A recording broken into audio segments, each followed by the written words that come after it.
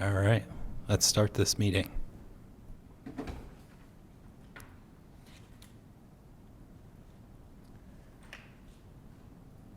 Any or? Oh, go ahead. Oh yeah, no, I was gonna say, yeah, no oral communications. So the first item is gonna be the approval of minutes. Excellent.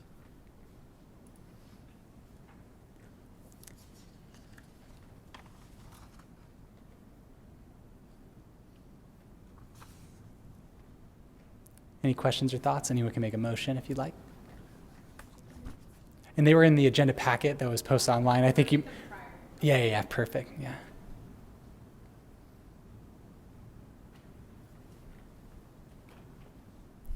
Motion to approve? Second. All right, voting is open. You can vote on your iPad right in front of you.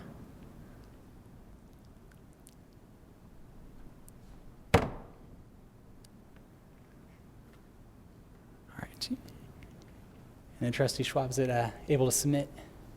I'm submitting my vote, but nothing's happening. Got it. No worries. Do you vote yay or nay? Yay. All right, motion approved 3-0. All right, we did that. Okay. I guess we should move over to the next order of business. Yep. Sounds good. I think we should wait to see if Virginia shows up to talk about the library president meeting with Dane White. So we'll wait on that or push that off to next time if she's not here. Library director subcommittee discussion.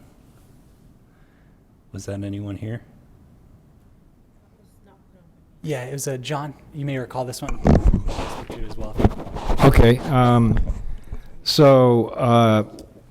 According to the city clerk, the best way to codify what we had discussed, I think last meeting, on having, if and when we have another interview possibility with the library director, which we hope won't happen for a long time, that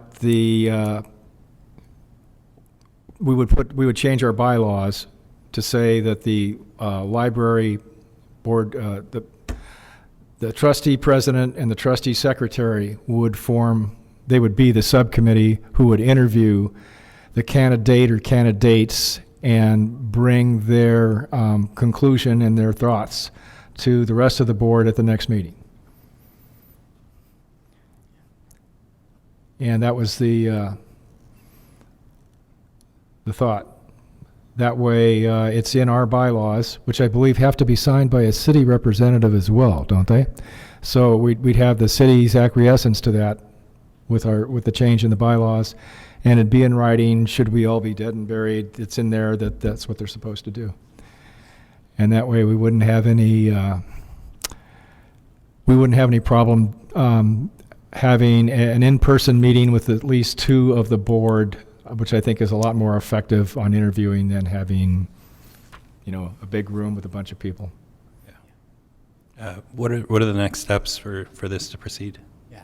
Next steps would be today you can form the subcommittee officially, and it would be made up of President Bunnell and then Secretary Bova. And then at the next meeting, we'd actually bring the bylaws forward, and then we'd draft the language and put the language into the bylaws and have them approved at the next meeting. Okay. So, And maybe this might be a next meeting conversation when we're looking at the language. Yeah. right. But how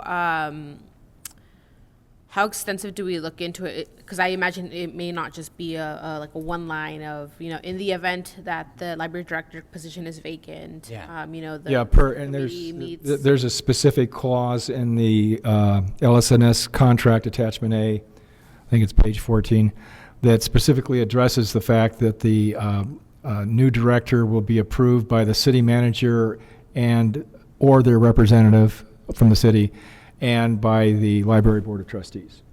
They would both have to approve that. And so we're just trying to put some Formalize that. so formalize it and put some meat into our analysis of any potential candidate. Because in the past 3 candidates we've had, two. Dara was the first one that we had to interview. And the way city put it to us then is, hey, your vote doesn't count, interview anyway. That's my memory anyway. But again, it was, LS&S gave us a candidate. There could come a time that LS&S gives us a candidate that we're not happy with, and we would want ourselves or city to go out and find another one that we could interview.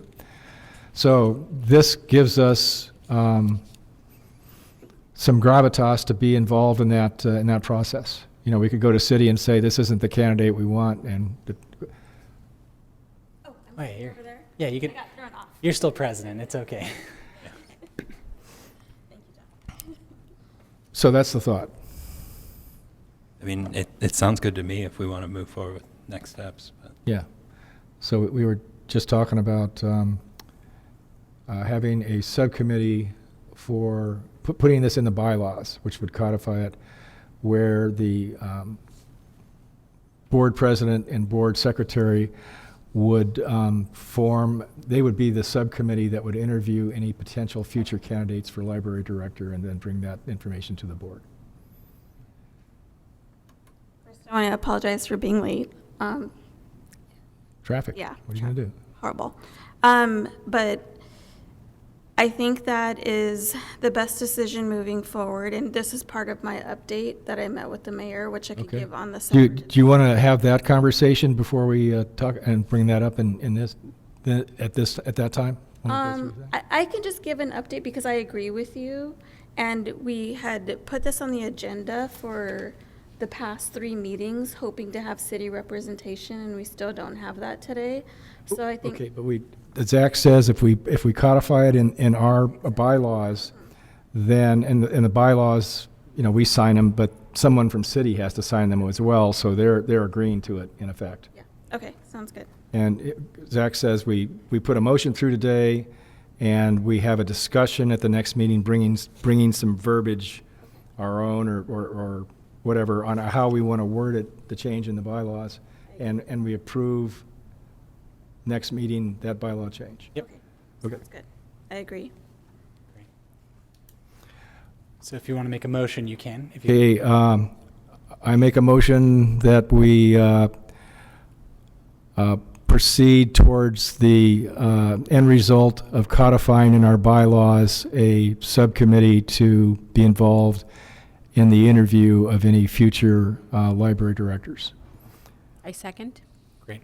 Part of that motion, are you okay with giving this particular subcommittee a name, like the Library Director Subcommittee or something to that effect? Is that fine? It's the maker of the motion. Just want to make sure I have it accurate in the minutes. We could just maybe call it like Library Director Search Committee What do you think, Madam or President? Director Search. Sure, search committee. Okay, so Library Director Search Subcommittee. Is that okay? Okay, Good. I'll do that. All right, so we have a motion second. Let me just open up the voting, 1 moment. All right, voting is open.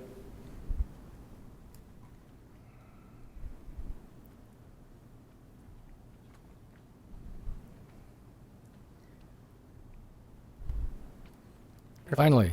Yeah, all right. Motion approved, 4-0. right. Let the record show I'm passing over the mic to Virginia.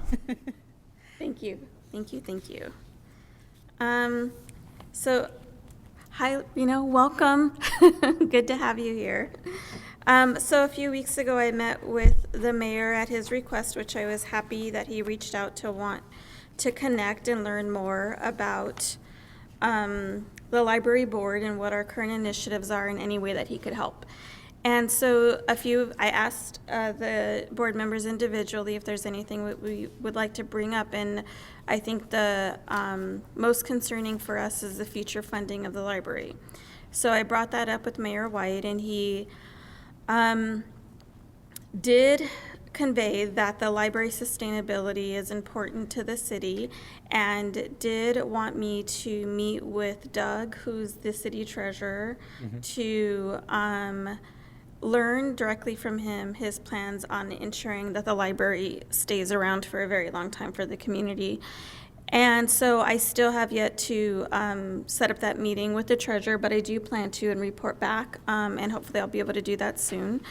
And the mayor did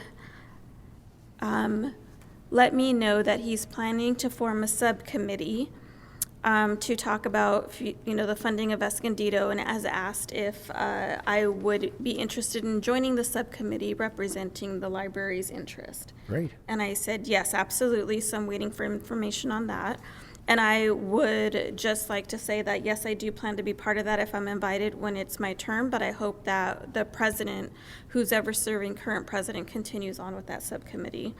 And then I sensed that one of the concerns that he had is there was a community member who had approached him about material that was in our current library that could be seen as inappropriate for minors, that, like books that are in the children or young adult section that could be seen as controversial. So he asked me if I knew about it, and I did, because Joanna Axelrod also heard about this issue back in September.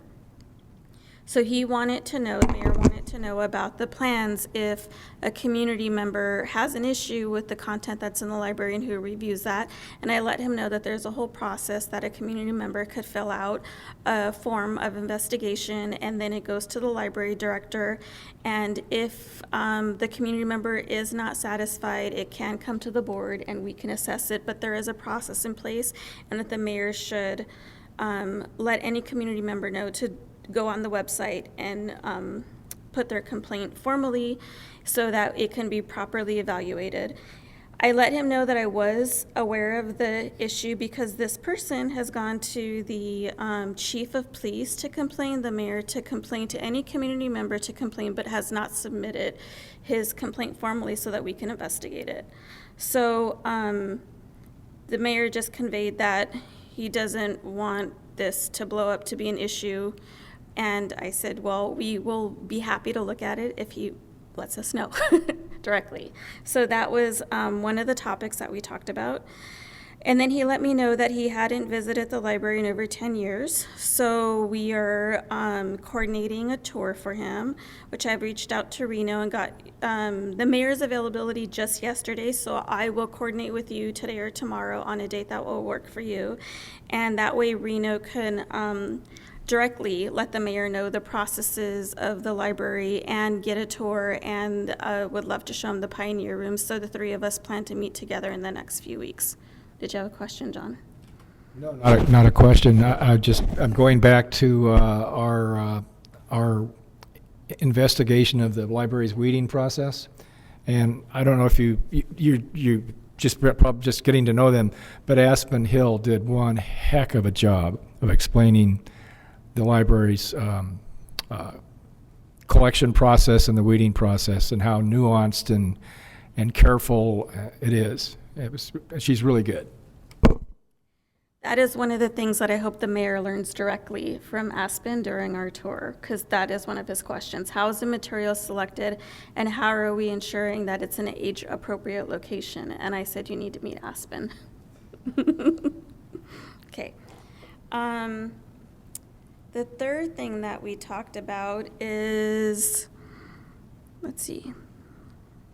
Oh, the interview process for the library director, and I explained to him the details of what happened in our current experience and how we would like to be more involved in the future, and he seemed surprised that we were not more involved and asked me to forward the bylaws stating that the board must approve the candidate, and I did forward that to him.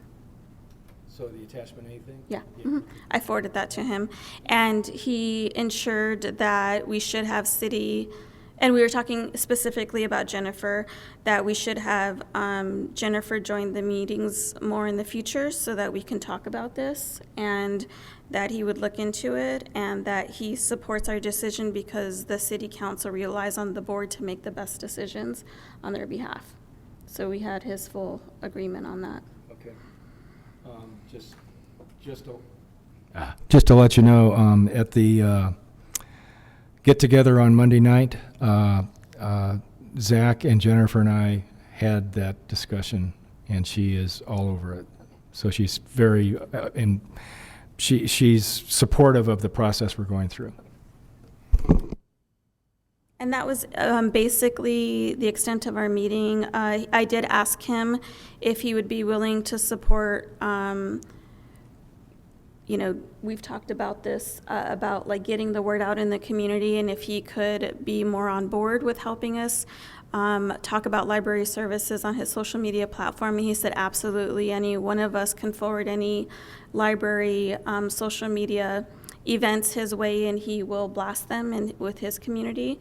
And also, I think, Reno, we need to make sure he's on the newsletter emailing list, because he wasn't sure that he got that, and he would like to see regular updates. Zach, is there a better way to give him regular updates? Like, is it normal to include the mayor in like the board committee meeting packet or anything like that? We can, all of our information is public on Yeah. the city's website, so if he's making a specific request, it's easy enough for us to include him in that respect. Okay. Yeah. I would note, since I'm also after him for the foundation from now and then, that he's an incredibly busy guy. It's the busiest mayor I've run across of all three. But if you really want to get his attention, her name is Lori Pike. Yeah, he seemed to want to learn more about the library and be more connected, but I think the timing of, his schedule is the issue. Any questions? But I just want to say thank you to each of you for having these conversations outside. And I'm really glad to hear that we're having support from those that can influence the direction of the board. The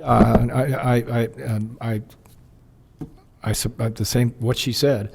I would note that over the past, I guess this is my 4th year, Mayor Mack actually sat here during one meeting, and we had some conversation afterward, but this is the first time the mayor's ever asked for our input, and I'm really, really happy that you had that meeting and it went well. Yeah, I just wanted to echo the thank yous for the update.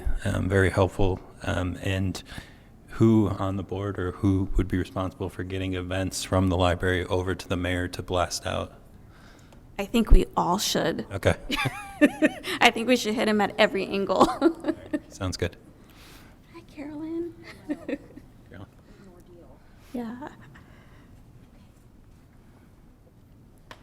Okay, so Carolyn, I was just giving my update with the meeting of the mayor, which I can meet with you individually and tell you about that. But it was overall a good meeting. Great. Yeah, we have great support.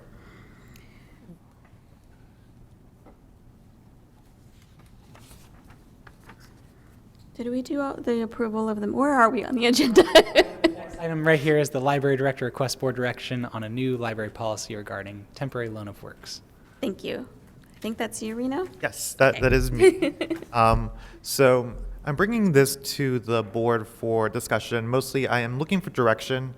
In the packet I included a couple of examples of similar or relatively good policies regarding the temporary loan of art. To give you some context and what I mean with this, so we're not loaning the items out, we're being lent artwork, just to make sure we're on the same page. And this came to mind because recently staff have brought up a number of partnerships. One was for an upcoming cultural event where we're going to be showing off art by an Afghani refugee. And then we also have in mind a potential art program with a nearby college where we highlight local African American art. But my first question to staff was, do we have a policy of what happens if we have the art and it's on display and something happens to it, et cetera? There's, of course, all kinds of scenarios like somebody draws on it, the artist claims it's lost or damaged, et cetera. So that is the kind of policy I'm looking from the board for direction. I included my initial draft of the loan agreement, which is part of the policy. It's kind of what the lender would be seeing and signing off on. That's the 2023 temporary exhibit incoming loan agreement document with our library logo, etc. This is essentially an abbreviated version of kind of the legal side of the policy. This is kind of my first attempt, and it still has to go through city legal and approval. And then the other side, which is really where I need the direction from the board, is more of an overarching policy as far as telling us what is our temporary loan, what is the purpose, what is the guiding principles, and that's more akin to the policy from the Lewiston City Library, which is this one. And it kind of outlines why the library would have art to exhibit, so, promoting art, cultural appreciation, general things like what the library and the city are responsible for and not responsible for, and kind of similar to our collection policy, things we include, things we don't include, whether we facilitate sales or not. So really I'm looking for you to give me some direction as to how expansive or how narrow you want the policy to be, so I can draft something for you to then review and have the city review, and then potentially vote on at either the next meeting or the meeting after. Oh, okay. I have one question. The temporary, the one I'm looking at now, the art committee, who is that? So this is just an example. There could be an art committee. In our scenario, it could not exist or exist. Like, we could have either an art committee in the library staff, the board could act as our committee. We can ignore that mention completely. It's really more about setting the policy. So I would say if we were to have an art committee, it'd probably be more of a library committee, and it would follow the policy set by the board. I have a question, I think, for John and Carolyn. When you guys were doing the community surveys, did art come up at all? I don't remember that. I don't think it was a significant part of the studies themselves, or the I don't know more about. I don't think we had. We put out questionnaires that said, what do you like? Yeah. And we left like an open space. Is there anything else you want to add? And I don't remember art being in any of the verbiage we put out or in any of the responses we got back. Right. I know that we do have artists featured, right, Reno? Correct. Currently we have, for example, our friends group does have some art that's for sale and display. This would be more along the lines of partnerships with local museums. The Children's Museum is interested in having a joint exhibit of children's photographs, both at the museum and at the library. And in my mind, it's kind of the goal is to have the library be more of a cultural point and kind of another reason to come to the library. It's not just for the books or the collections, it's to come to see art that's being recognized by the community, and ideally community-based artists being the focus. Yeah, and so I'm just wondering if just wondering if we had any background on what the community currently, what is interesting for them, and then how could we leverage the Escondido Art Council? Isn't there? Well, there's an art committee city appointed, right? There's a formal public arts commission. Yeah. So it probably would, like you mentioned, it might be a good idea to get input from them. But I really think that I would be comfortable letting library staff reach out, because they're the ones interfacing with the community. You have Arts Partnership, you have Arts Hash, you have Escondido Arts Partnership, you have all kinds of organizations within this city, nonprofits, that are all involved in art. I think Art Hatch has a project for underserved children, an art program for them. I think EAP, Escondido Arts Partnership, has something like that also. They also have, all of them have paintings and stuff in their studios. We've got Escondido, the alley art. So there's a lot of art going around this town. So I think from like a policy perspective, I think what I would like to see, and kind of getting maybe to what you guys are thinking as well, I have no problem with staff or you know, being approached or approaching, you know, folks in the community and then coming to an agreement on, you know, what you want to show and feature. I would, though, like the board to vote on that art being included, just because I think Escondido has had some, you know, interesting things go on in the last year or so. Oh, you mean that police display at the Center for the Arts? Yeah, so just to, you know, understand that, you know, we as a board all agree that this is worthwhile to share, and we're not gonna, I don't know. But I would leave it up to community members and the staff to say what they think is important for the community. How about this? Would it make any sense to suggest that Reno go out to the city-appointed arts committee and tell them what he has in mind and get some input from them and then bring it back to us? Right. I think that's a great idea. I don't know if that was your specific question, though, Reno. I think My question would be if the board's policy would be, for example, that the library gets either the approval from the board or from the Arts Commission, that would be the policy that we would need.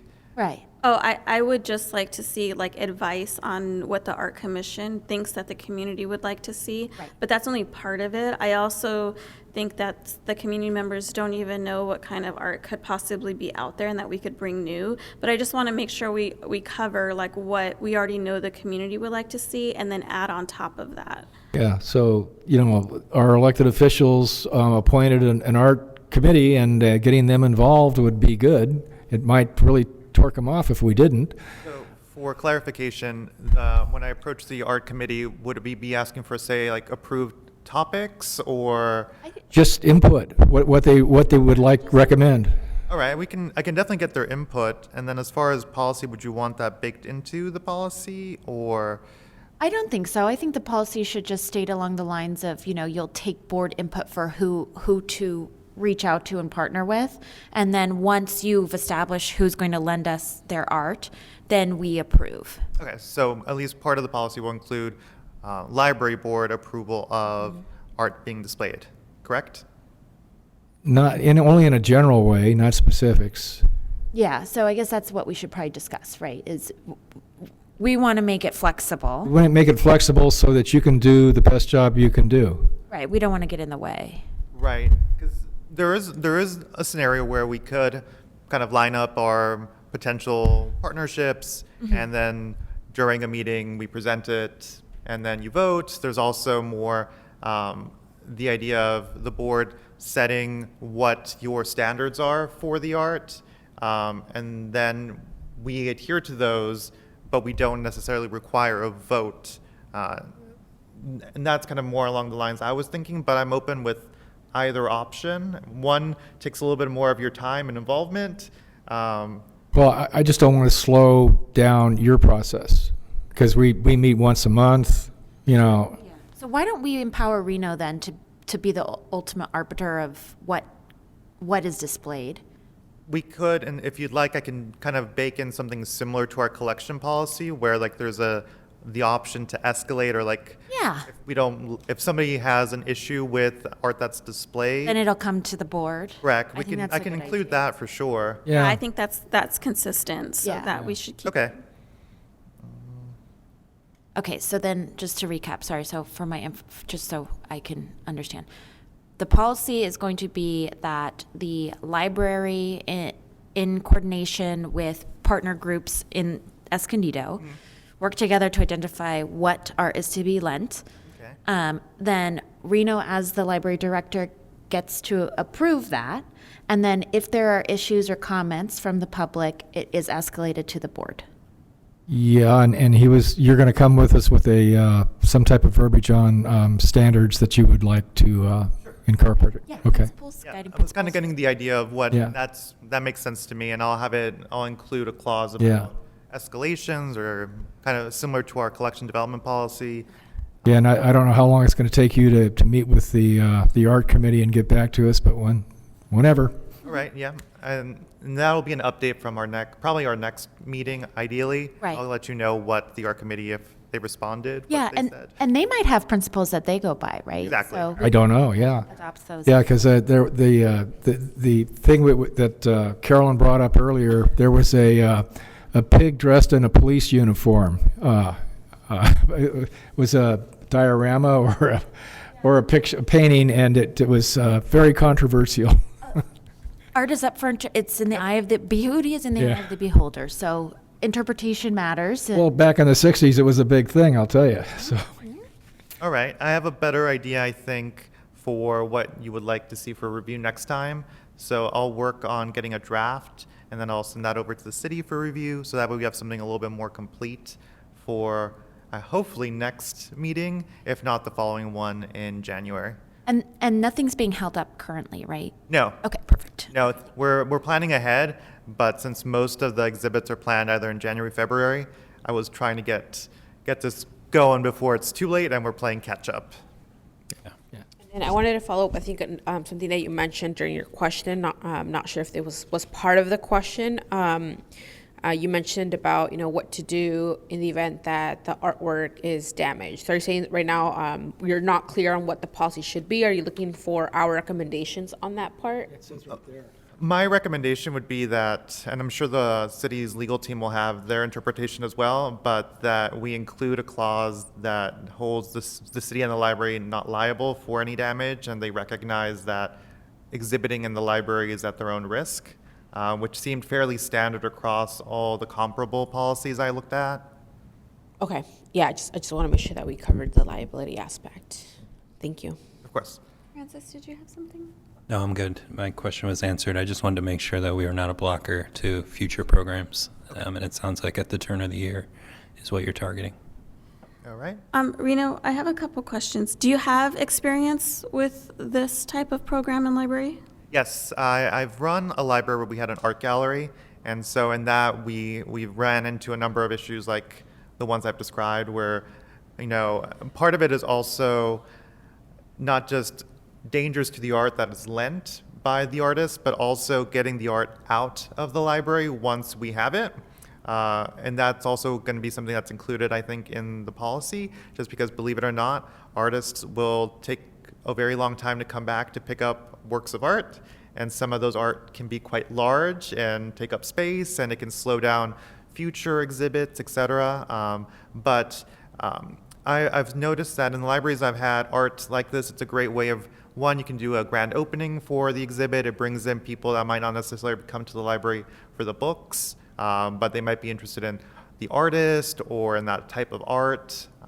They might be artists themselves and are interested in exhibiting.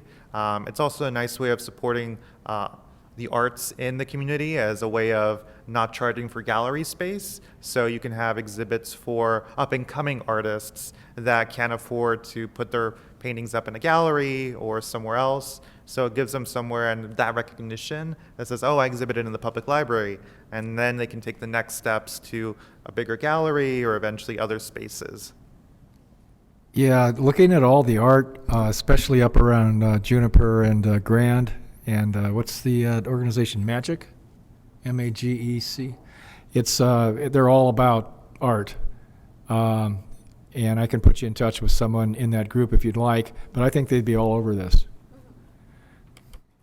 And have you had any instances where an artist, wants their art displayed, but then maybe they don't want it back and they want to donate it to the library? What is, right, because I'm just, after the conversation about like funding, could that be potentially use that art piece to raise funds, or what does that look like for the library?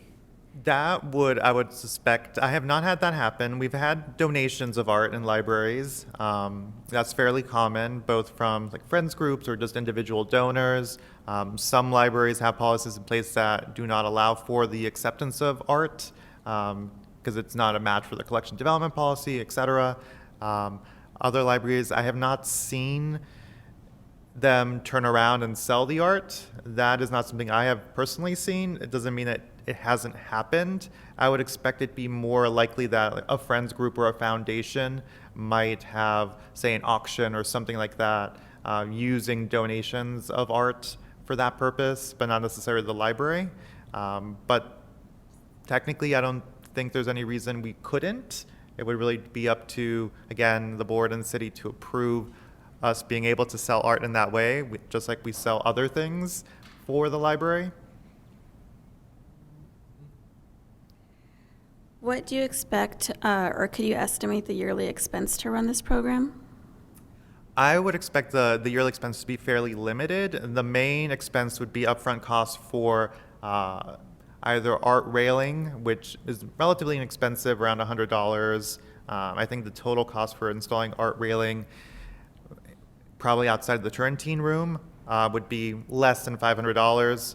And then for if we wanted to get like panels, those can be a little bit more expensive. But again, we're not talking an exorbitant amount. I would say the panels on average would probably cost around $1,000 for like some nice big panels that can be folded and moved around. But that would be a nice target for funding from either our friends group or the foundation.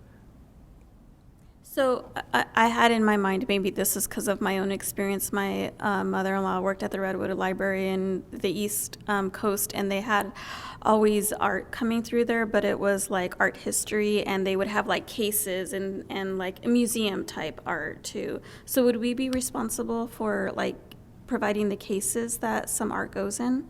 We could purchase cases. Those can be a little bit more expensive. Currently, we were thinking more along the lines of hanging art, wall, like more two-dimensional rather than three-dimensional pieces. But, you know, again, I'm open to that possibility. I think depending on the eventual redesign and renovation of the building, there could be more space for such work.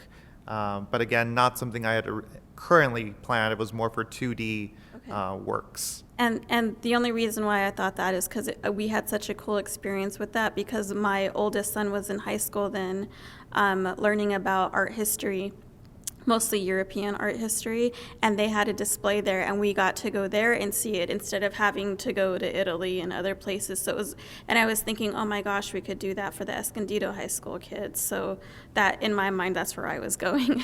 No, I agree. I think this is a nice stepping stone to once we start accepting potential exhibits of that kind as well, and partnership essentially with other local area museums. While we have the Children's Museum up here in Escondido, we might not have as many other ways of accessing that type of culture, especially more for older patrons or for teens. So having the public library as a way of at least giving them some access to it, I think is something we should encourage, and I'd like to encourage as well. Yeah, I just wanted to add too that I've seen huge art collections at the county fair.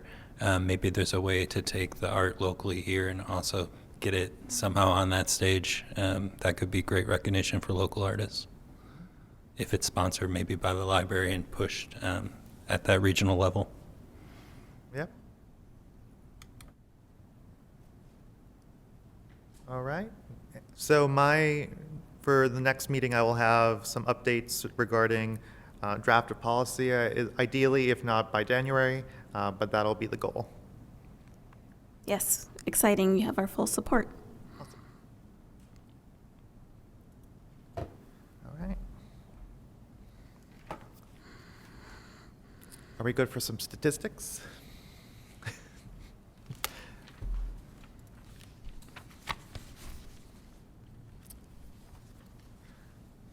All right, so for September, overall, stats were mixed with some items increasing and some items decreasing. So we did see a little bit less physical checkouts and visits to the library. Again, I would attribute that just to the normal flow of, we're transitioning away from summer where we have a lot of students and a lot more free time. And now a lot of them are starting back to school. It's getting busy. I'll say that in preview of October, the stats have gone up in October. So September was more of a dip that I attribute particularly to going back to school. However, we have increases in, let's see, there was a couple increases. Our digital checkouts, so ebooks, e-audiobooks across the board have been increasing steadily, and that continues through this month. But in September, you can see that e-material did rise, and it's continued to rise. So we are seeing more people becoming aware of our ebook collections or e-audios, especially on Overdrive. And that seems to be our primary focus, followed by Hoopla, the other main platform for digital resources for the library. Link Plus, kind of the replacement for the traditional interlibrary loan, continues to be popular, and it's a nice way of supporting patrons that might not be able to find the materials that they're interested in the library. Beyond that, does the board have any questions or comments regarding the stats as they see it? Anything you'd like to know a little bit more about? Yeah, so I'm looking at the number of holds satisfied, and it just occurred to me, what number is that out of? So how many holds were put that weren't satisfied? So hold satisfied just means how many holds were claimed. That if we had the stat that said holds still kind of pending, that means that we might not have enough of the items on hand. So either the item is waiting to be purchased, so it could be like a new item that is on order, and so their hold is still placed, or we might not have enough copies on hand of very popular materials, so that's why we might not have enough holds. But really, the hold satisfied is a nice indicator of how many people are placing requests for items to pick up, rather than coming in and checking out on their own. So it tracks how many people are really doing kind of almost like the Uber from home. They're requesting the books for pickup, and so it's going down, which might again be a little reflective of people being more comfortable leaving the home and kind of staying in the library and checking out materials. But I can look into more as far as the ratio between holds satisfied and holds still pending for the next meeting, if you'd like. Yeah, I tried to get more detail out of Dara a couple of years ago on this, and she was a little bit resistant because I think I don't think she knew how difficult it was going to be to get the data. But I always saw the holds. If it's an unsatisfied hold, that could indicate all kinds of different problems within library operations. So we compromised on holds satisfied. Do you think there's any gain to be, and how difficult it would be to put down like total outstanding holds as well? I'm pretty sure that my data reports each month include that statistic, so it wouldn't be difficult for me to include. It's the main point you would get, and the main takeaway from seeing holds left unsatisfied or pending is what I would say. Because eventually the goal is to have all the holds satisfied. In any one month, if there's still holds pending, it's because, one, there might be a disconnect between the number of copies of a book or video or material that we have versus the demand. So if we only have one copy but there's 20 holds, it's going to take a while for each of those holds to be satisfied by that one item. The alternative would be we might be able to compare it with Link Plus, so we can get more people using Link Plus to kind of bolster the accessibility to our collection items. So do you see this as opening up a can of worms, or?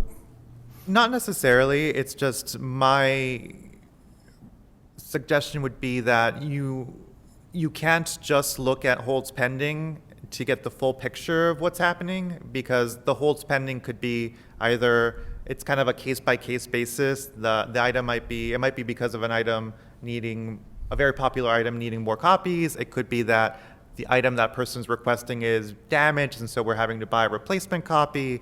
It could be that somebody's keeping the item and not returning it. That happened to me. They kept it for a year. Yep. So each case of why a hold is pending varies. So you could see the number, but giving you a better picture of why there's pending would be a little harder. I could run stats as far as how long holds are waiting on average, but again, that might not necessarily give you the details you're looking for. But in a well-run library, which I believe this is, that number should remain relatively constant to no total circulation, the ratio. Yes.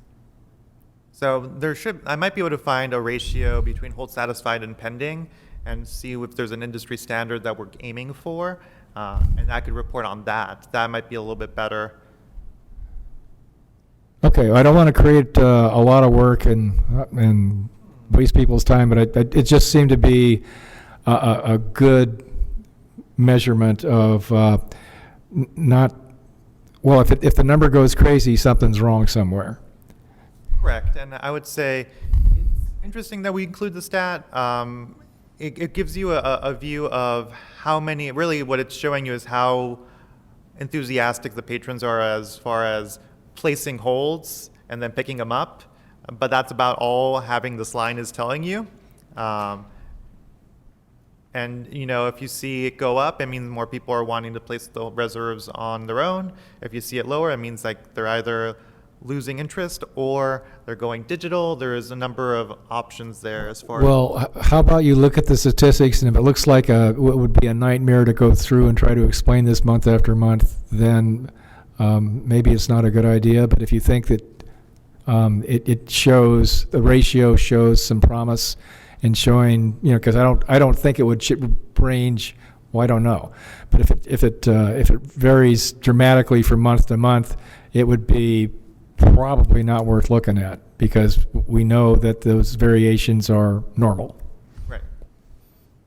My question would be, what is it we're trying to capture, or what would you like to learn about as far as? This is a residue from 2017-18, where we had this fanatical, this very dedicated group of people who thought that LS&S was incapable of running a good library, which is totally it's false. Okay. And having a statistic where we could say, see, go back, you guys go back to your hole. There's nothing wrong here. But we don't seem to be having the volume of nasty comments and irrational, wrong observations that we had 2 years ago, 3 years ago. So you guys think we're just wasting time? Just leave this alone? No, I think it's interesting. So if we can see what holds pending is and then compare it to what our holds satisfied is, if it's a minuscule number, I think we just stop there. We don't worry about it. If for some reason we see that there are more holds pending than satisfied, then we can talk about how that impacts our decision making for our collection, right? So it allows a deeper level of analysis and then decision making. So I think it's a great idea for next month to put that on the list, just like holds pending, and then we can make a decision as a board if we want to move forward with any other questions. Sounds good to me.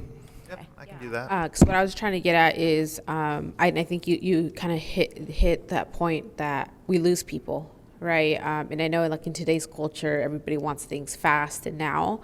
And so I think it's great that people are putting holds, wanting to wait. But I've done it before where I've put a hold maybe, on an ebook, and it says 2 weeks. And sometimes I was like, never mind, it's too long from now. Or, I get the book and then I never grab it because maybe I got something else, right? So I think looking at how big that number is can provide us more insight. Because again, I don't want people to go in and say, oh, it's not available, right? Or it's going to take too long. So I think looking at how many holds could be informative. Obviously, we can't pinpoint why, right? There can be many different reasons. But we would appreciate if you can look at that number for us. Of course, and I'll mention that while it's tricky to say that there's what the reason is for any disparity between it, we do use tools like Library Q, which I think you've learned about, to look in the aggregate by collection codes, by kind of a top level to see the turnaround time for materials. So we use that, and I use that when I'm directing staff to decide, I see that we have a lot of popularity or interest in a certain item. For example, most recently I noticed that our Spanish language board books, which are the ones that are given to infants and really young learners, had a really high turnover rate. So a lot of checking in, checking out compared to the number of items. So that tells me we need to buy more board books. to satisfy the demand and not have people waiting. And so we do use tools like Library Q to see from above what is happening, trending titles, things are in demand, and holds do play into that, and holds pending also play into that. We also have to balance that out with, is this title popular now? Is it like a fad title? If we were to buy 20 title or copies of it, sure, we'd lower the holds, but then we'd be stuck with 20 titles or items for a title that, 6 months from now, nobody's going to be reading. And then we have to weed 15 items of the same things. So balancing that out in the bigger picture is also something that the holds numbers don't necessarily show, but it is something that we take into account when we're building and selecting. I got to say, relative use in Library IQ is, I never thought comparing a ratio of percentages could be a good thing, but it is. Just a quick question about Library Q. Is that accessible to us at all, or is that only library staff? I'm not 100% sure. I'm pretty sure we could probably provide the board access. I'll ask. I've never had. I used to just call up Jennifer Giltrop and say, hey, can I look at this? And I'd get a link. But maybe that's not the way to go about it. I'll ask. There might be something, and if it's not something that's normally done, it could be something that, we make like a version of it available to boards. And I think it's the more power you have to look at how the collection works. I think the only concern the Library IQ team would have is training and you understanding exactly what you're looking at. But beyond that, I'm okay with it, but really I can ask for sure. It would be something that because we had quite a in-depth, I don't want to say training, but introduction, I would say. It would be interesting if we could do that twice a year, and then that way we stay kind of up to speed on how our collection is doing. Well, yeah, and we've got two trustees that know very little about it, so yeah. Okay, so maybe that's a goal we have probably for Q1 of next year. I know you have to organize that with LS&S leadership. I do have two other questions, if I can move on. Okay. For the hold satisfied, that 2,200-ish, that is included in our total circulation numbers, correct? Correct. Okay, great. And then I noticed that we went up quite significantly in our total registered borrowers from last month by 600. Was there an event that you guys did to garner that many people, or maybe a school visit, or do we know? I don't know off the top of my head. Grape Day Festival maybe, or? I'm trying to think. Okay. There might have been. I can definitely look into it. It's a nice number for sure. Yeah. There might have been a back to school event or some kind. Great. But yeah, 600 is a number. Yeah. Okay, thank you.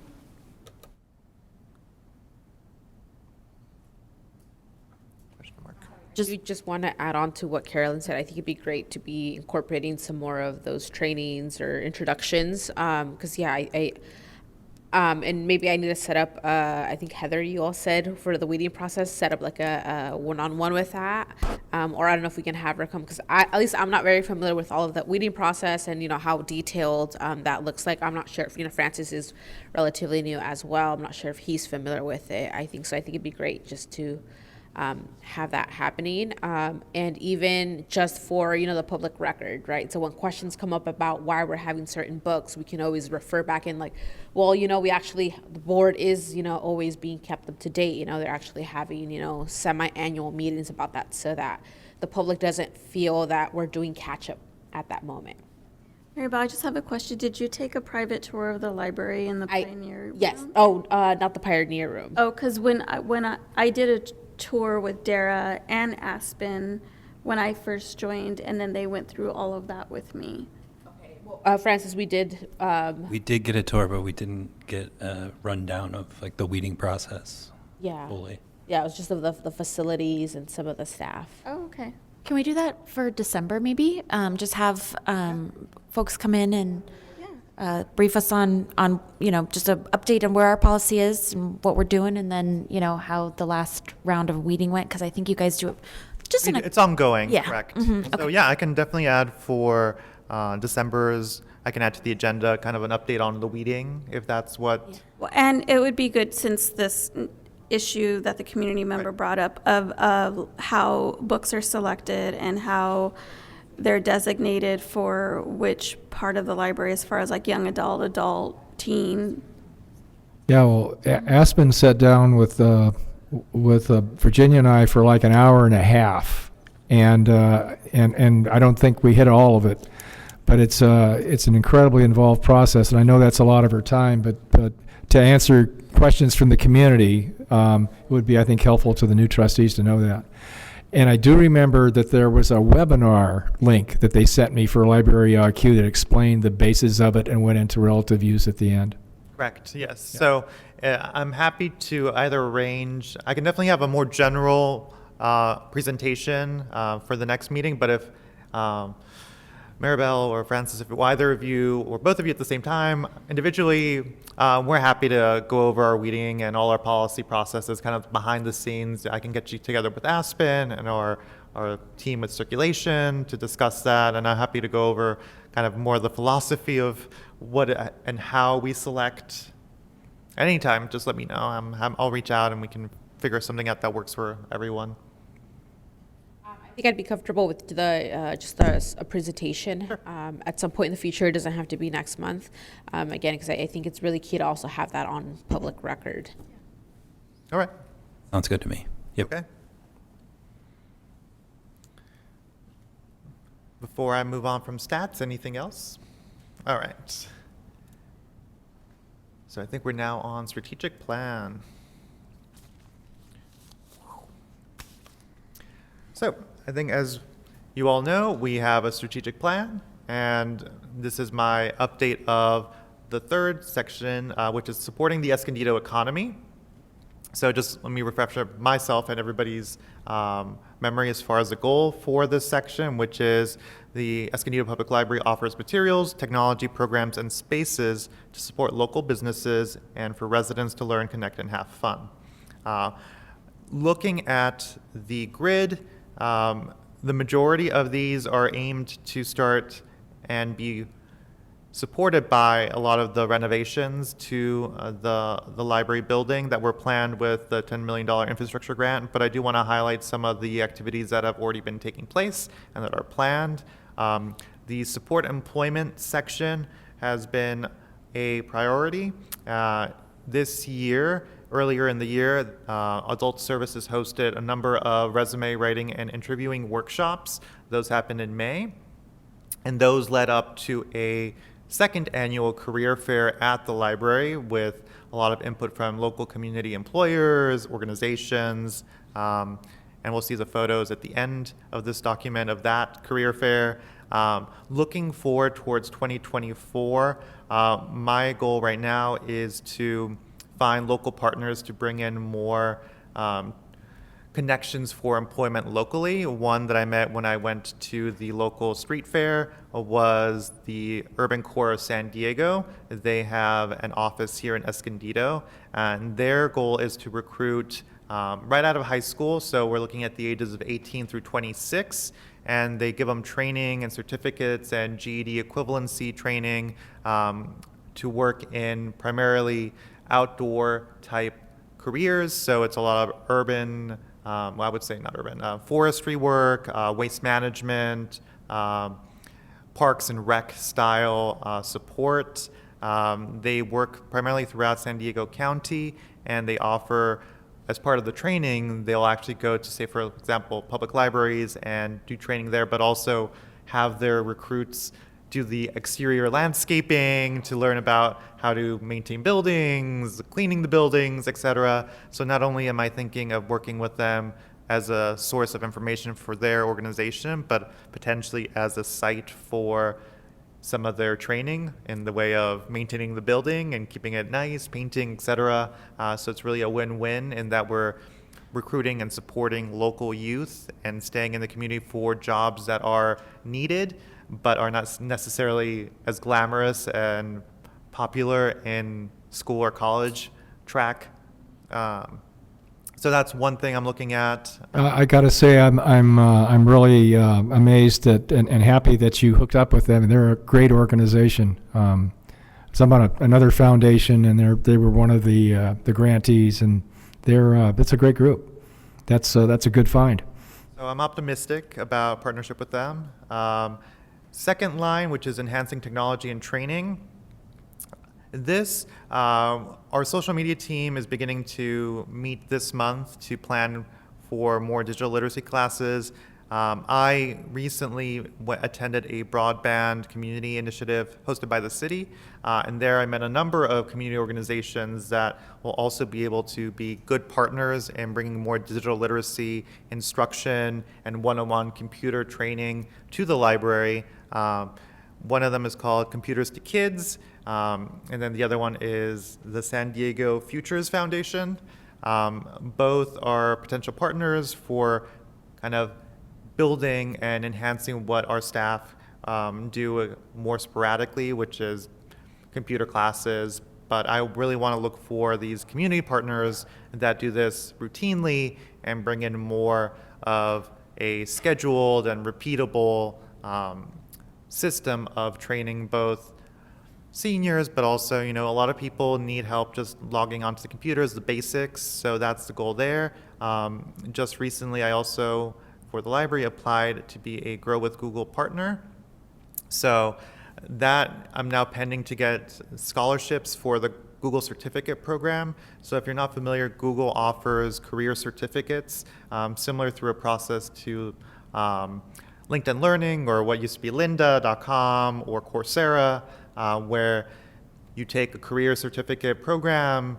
It's all online and self-paced, but once you finish, you take a test and you're awarded a certificate that's recognized by Google in a number of different career areas, most of them dealing with digital commerce, marketing, coding, website design, kind of in-demand fields. But they offer scholarship programs to Grow with Google partners, where we can then offer it to the community at no cost to them or to us. But it's a way of offering a certificate that normally would cost you a couple $100s just to enroll and do, to community members that don't have those even initial funds, but can really make use of the skills they learn through the program. So right now I'm just in the initial stages of filling out that scholarship application, so that way we can then give out. At my last library, we received 500 scholarships. And when we left, we were within not even 6 months, we had already used almost 150 of them to a lot of unreserved community members, and we set up criteria for selecting, so usually within certain age ranges and a commitment level to finish the program. But that is something I'm looking forward to reporting more on in 2024 for you. I have a couple comments. So I really love San Diego Futures Foundations. In my previous job, I had worked with them, and so one that I would want you to want to push on is they also have programming in Spanish. Okay. So I know they have like how to use Word or Excel programming in Spanish. So I think that would be key with our Spanish-speaking population, and like I said, just teaching them the basics. But then when I started thinking about, trying to bring in programming for our Spanish-speaking populations that may not have the digital literacy skills, something that, that may be a common theme with these families is that they may have children, right? Are you aware of any programming or I guess more funding sources that we could use or go after that could assist with childcare during library programming, right? So like, let's say we're gonna have digital literacy workshop. A lot of these families may have kids they can't just leave at home, right? Or they're trying to learn during the program, but they have children. Do you know of any options that we could potentially provide childcare, but have it funded from an outside source, a grant or anything? I'm not aware of anything off the top of my head. I do know that in other libraries where we've had programming primarily aimed at parents, we would offer at least a coinciding program for children at the same time. So say a story time. It's harder for infants. It's really, in those cases, it was more like at least toddlers, or something where we could have a story time and like a craft with the library staff member that takes 30 minutes, an hour, and then the parents are then in the room next door or nearby doing their own computer class, or in that case, we're teaching literacy skills so that way they could go home and read to their kids in a more substantial and like structured way. But I can certainly look to see something where we can try to find outside funding, and I think the state would be a good source. There might be some foundations that would give us the option to have kind of doing literacy, digital literacy in one class, and then having the kids learn something similar, or having just fun, or just, watching them while it happens. Because I understand the challenges of, parents. They might want to attend a class, but they can't necessarily, or they might not feel comfortable bringing the kid in, and it might also affect everybody else's learning outcomes if the kid's there bugging everyone. It's understandable. Thank you. I just wanted to add the certificate program sounds excellent, and could be really beneficial to people in the community. And then on the literacy side, it's near and dear to my heart, just social media literacy and other forms of literacy connected to media, because there's been news deserts forming across communities. So anything that gets accurate, reliable sourcing information to people in the community is key. All right. I'm wondering too, Reno, if you've engaged any of like the trade groups across San Diego County. So specifically, like I know that the I don't know the exact acronym, but like each of the plumbing companies across the county have a trade group, and maybe inviting them to speak as well would be really helpful. I don't know anything but that, but I can get you in contact with them if you'd like. Yeah. All right. I don't have much else as far as strategic goals. The majority of the other points, as you can see in the document and on the screen, are related to the infrastructure, which I will briefly mention in my notes in the next section. And then you can see here some photos from the career fair. We had a nice turnout. I wasn't there, of course, but it looked like it was well attended, and I had a good amount of engagement from the community. All right, next to my report.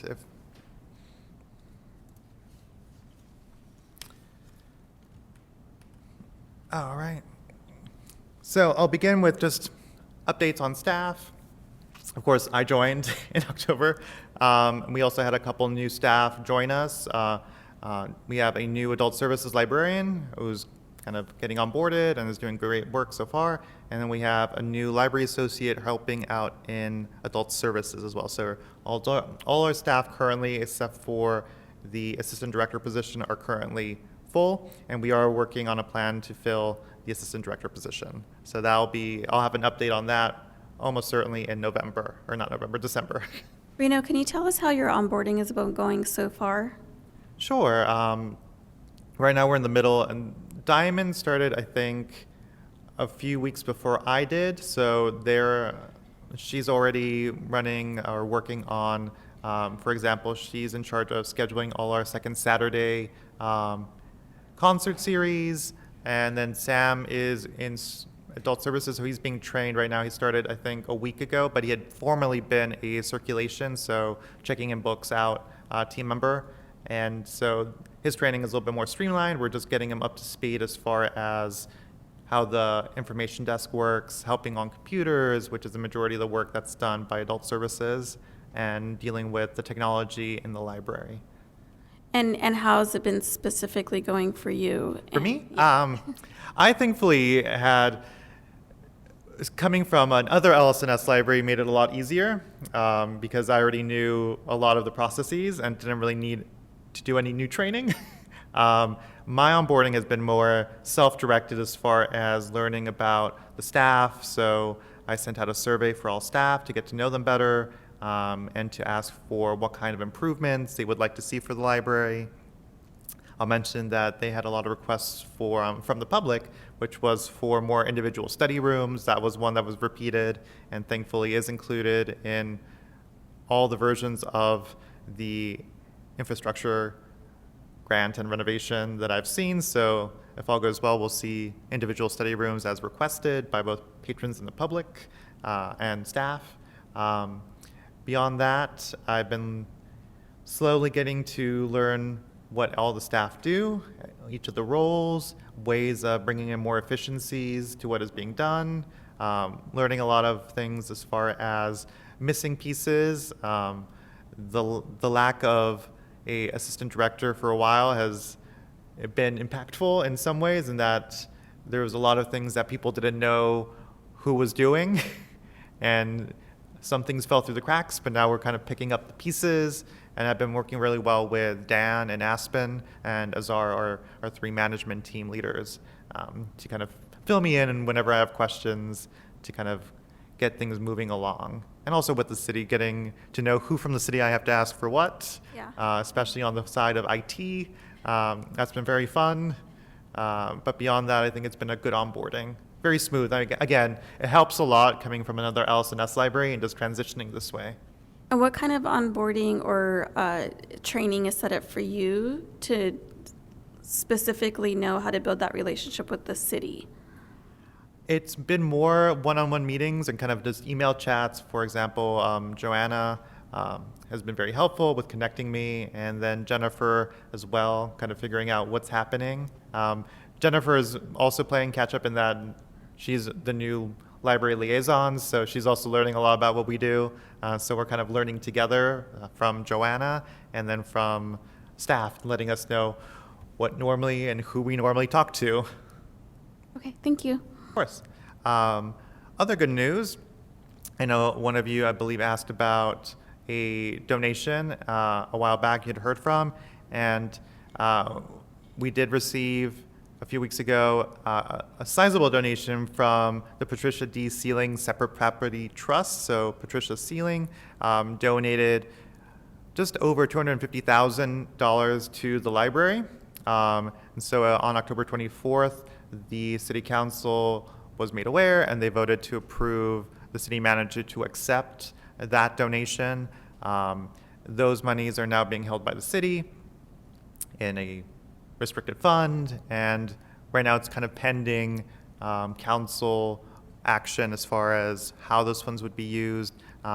Again, for specific questions on that, I would direct you to reach out to Jennifer and Joanna and city management to kind of figure out what those plans are. I expect that it'll be used in some way to support the library either during or post the renovation, but again, it's completely up to the city to decide how those funds are used with our recommendation. Can I just ask, I'm not familiar with this, maybe this is a question for Zach, but how come it doesn't just go straight to the library fund?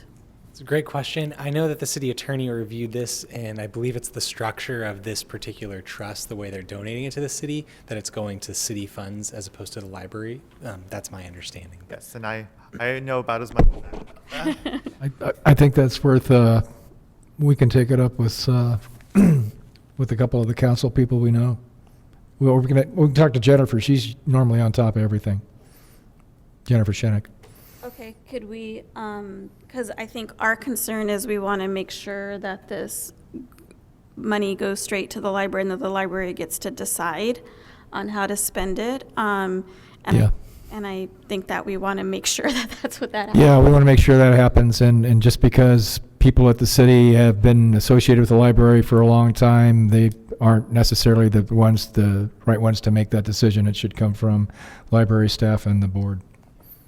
And to add to that, I know that it went to a special account, so it's not going to like the general fund or anything to that extent. So I know it's tagged for the library. How it's going to be expended, I believe, is still to be determined. That's my understanding. And I'll echo Zach, that is also, from my understanding, what happened. Okay, so I think the board plans to follow up directly with Jennifer. We'll start there. Okay. You want me to do that? Sure. No, can you please? Okay, thank you. Could you report on that next month, John? Huh? Could you Could you report on that next month? Thank So you. that's an agenda Oh. item. Yeah. And I'm noting that as well. Following requests from the last session we had here, we did reach out to the San Diego Fix-It Clinic. We received a proposal, our adult services staff did. From my conversations with Azar and our adult services team, I suspect that we won't be able to directly partner with Fix-It Clinic just because their asking price was far beyond what we would normally pay for any one program, let alone a series of programs.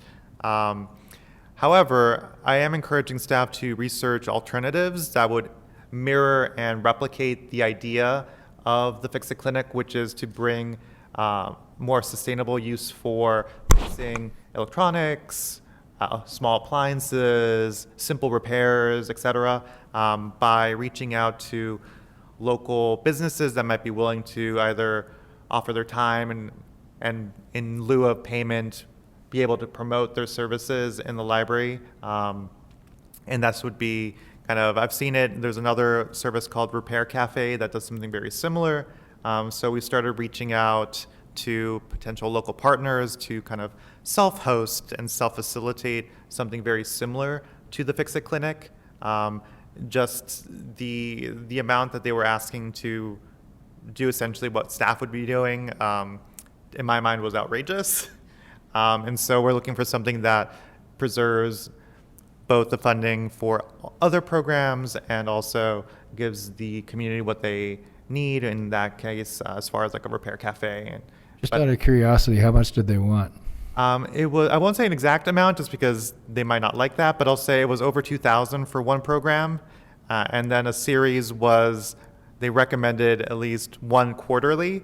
So as you can imagine, that's already almost $10,000, which is more than we spend on all our programs. Our concert series, which is currently, I think, one of our most expensive programs, we normally ask our friends group around $5,000 to $6,000, and that covers the entire year, not just 4 events of it. And then they also wanted extra money to do what they considered workshops, which were kind of more like teaching people how to fix things, kind of in more of a workshop setting. And those were also fairly pricey. And so again, I think leveraging local expertise and kind of building more of the relationship with local businesses and having the library be seen as a good partner for that, I think is a better use of staff time.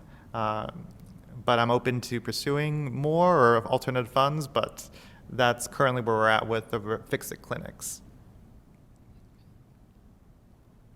I definitely appreciate you exploring other alternate ways to make this happen. I think definitely trying to reach out to local partners to see if we can make, and I'll look into the Repair Cafe, but to make this happen, I think trying to get community backing or business backing can only work to strengthen this event, right? And move towards making the library that community hub that we've been wanting.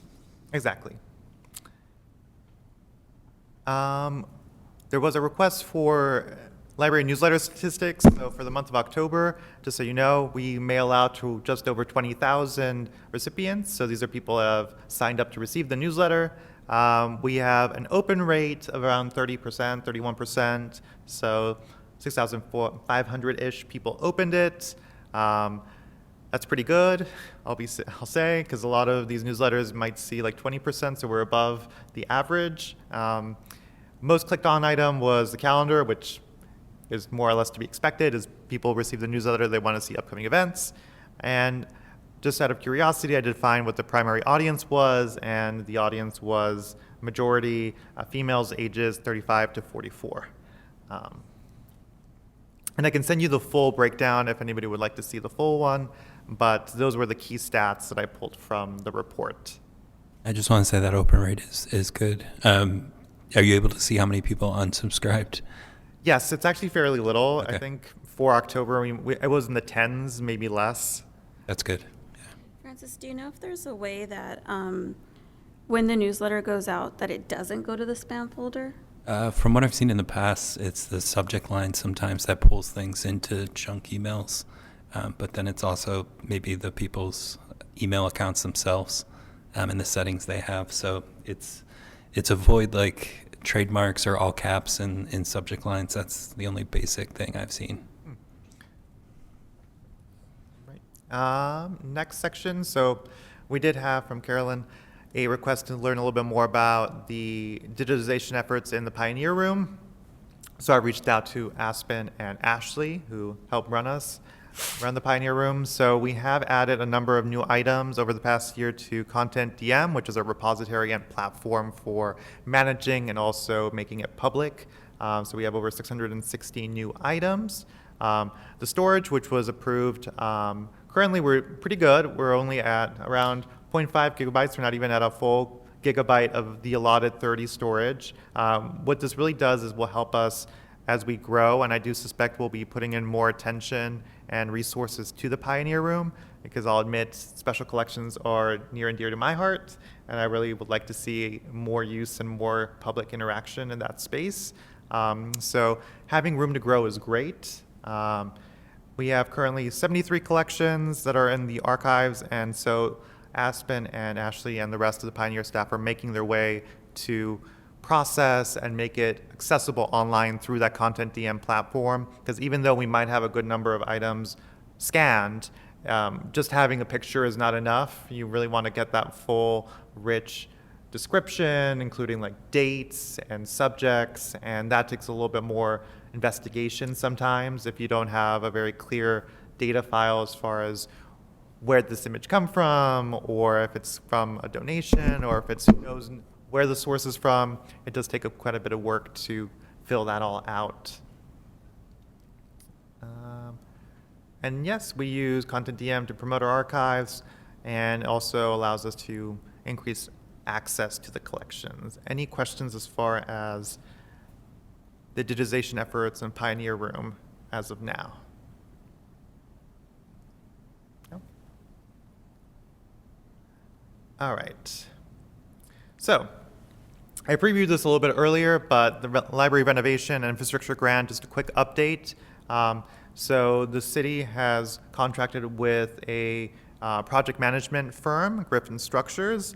The library has been involved since I think the very first meeting. So I think even before, I started, they were already in talks and working. Heidi was working through LSNS to meet with Griffin Structures. Right now, the most recent event has been that a request for proposals, the RFP, was published, and firms are now bidding on the RFP as far as their version and how they think they'd be able to, what they could accomplish. And so we haven't started looking at those yet, but I do know that the RFP is still open, and I think at least one bidder has visited the site to take a look at the library. And I've included, based on the RFP, what the bidders are seeing as far as the timeline to kind of give you the idea of where we believe it's going to go. So right now, most likely probably in December, January, we'll be meeting with the bids that were submitted to select whoever is chosen. And then once somebody is chosen, and then starting in 2024, they'll begin the actual design and eventual building process. So starting with conceptual designs, following by schematics, blueprints, back and forth developments, and then eventually finalizing to construction documents, permitting, and then the bidding of the actual construction.